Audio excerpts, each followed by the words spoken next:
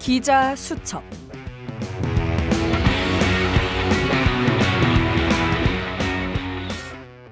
정치, 경제, 사회, 문화, 4가지 키워드로 매주 시사 이슈를 전해드립니다. SGBS 기자들의 시선으로 세상을 들여다보는 라디오. 여기는 기자 수첩입니다. 저는 이번 주 진행의 아나운서 김윤경입니다.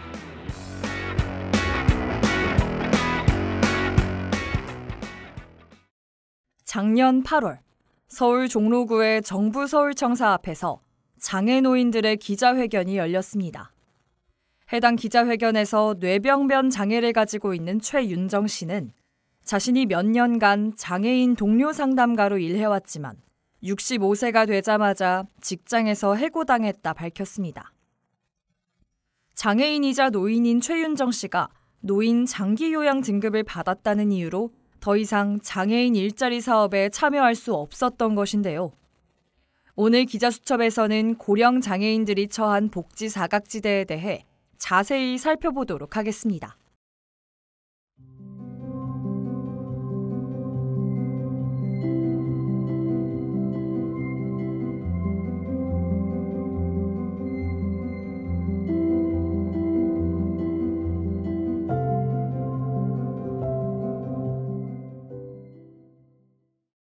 고령 장애인들의 복지 사각지대 문제는 지난 몇 년간 지속적으로 제기돼 왔습니다. 중증 장애인의 경우 활동 지원 서비스를 통해 일상생활 전반에 도움을 받을 수 있지만 만 65세가 넘으면 장애인이 아닌 노인으로 분류돼 장애인으로서 받을 수 있는 복지를 받지 못하는 겁니다. 2007년부터 시행된 장애인 활동보조 지원 사업은 만 6세부터 만 65세까지를 대상으로 합니다.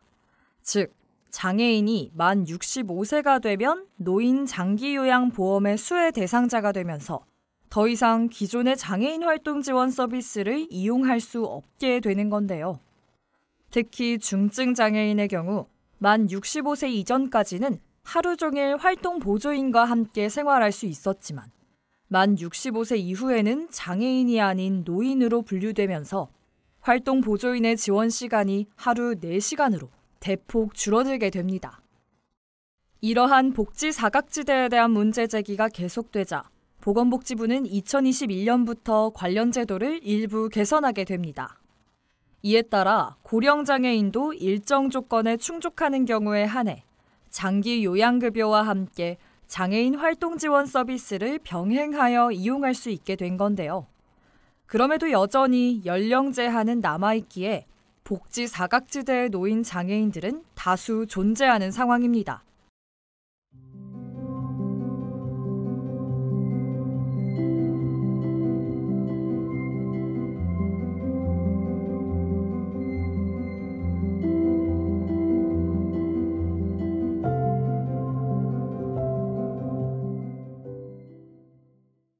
작년 6월, 김예지 의원은 만 65세 이후 장애인이 된 사람도 장애인 활동 지원 서비스를 받을 수 있도록 하는 개정안을 발의합니다.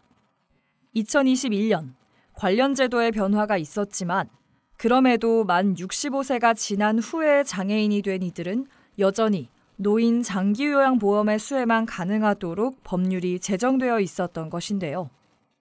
노인이 된 이후에 장애를 갖게 된다고 해서 장애의 정도가 덜한 것도 아닌데 이들을 복지 대상에서 제외하는 것은 현행 제도가 가지고 있는 심각한 모순인 것이죠. 보건복지부에서 조사한 2023년도 등록장애인 현황 통계에 따르면 등록장애인의 절반 이상이 만 65세 이상인 것으로 나타났습니다.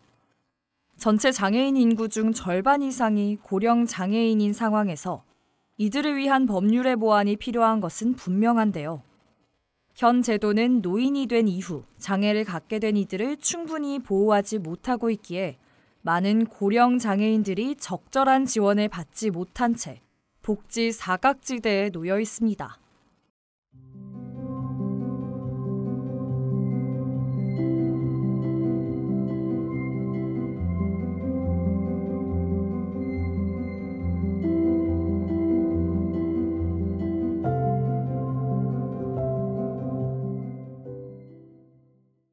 현행 제도는 노인이 된 이후 장애를 갖게 된 이들뿐만 아니라 선천적 장애인이나 비교적 젊은 나이에 장애를 얻은 이들조차 제대로 보호하지 못하고 있습니다.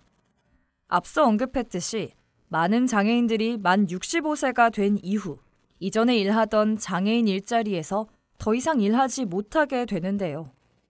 제도의 개선이 여러 차례 있었음에도 고령 장애인들은 여전히 만 65세가 넘으면 노인 장기요양보험으로 강제 전환되기 때문입니다. 오랫동안 장애인 활동 지원 서비스를 이용해온 이들의 서비스가 강제 전환되는 이유는 다름 아닌 정부의 행정 편의 때문입니다. 장애인 활동 지원 서비스와 노인 장기요양 서비스를 나누어 관리할 때보다 한 가지 서비스를 적용하는 경우가 정부의 입장에서 훨씬 효율적이기 때문이죠. 하지만 고작 효율적인 행정을 위해서 고령 장애인들의 일상이 희생되어서는 안 되지 않을까요?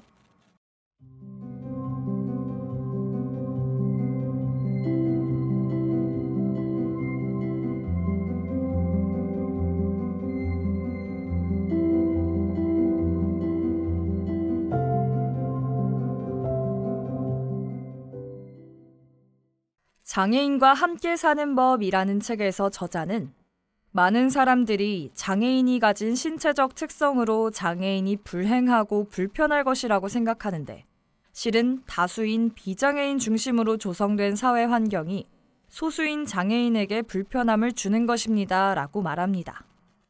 결국 장애로 인한 불편함은 개인의 문제가 아니라 사회적 구조와 제도가 모두에게 포용적이지 않기에 발생하는 것이죠.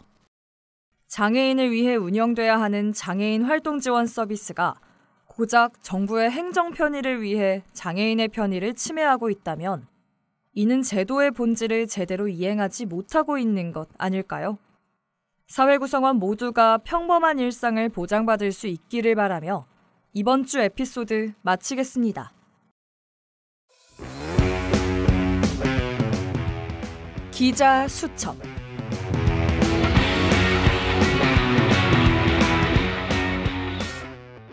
지금까지 제작 권태영, 기술 이민서, 진행의 김윤경이었습니다.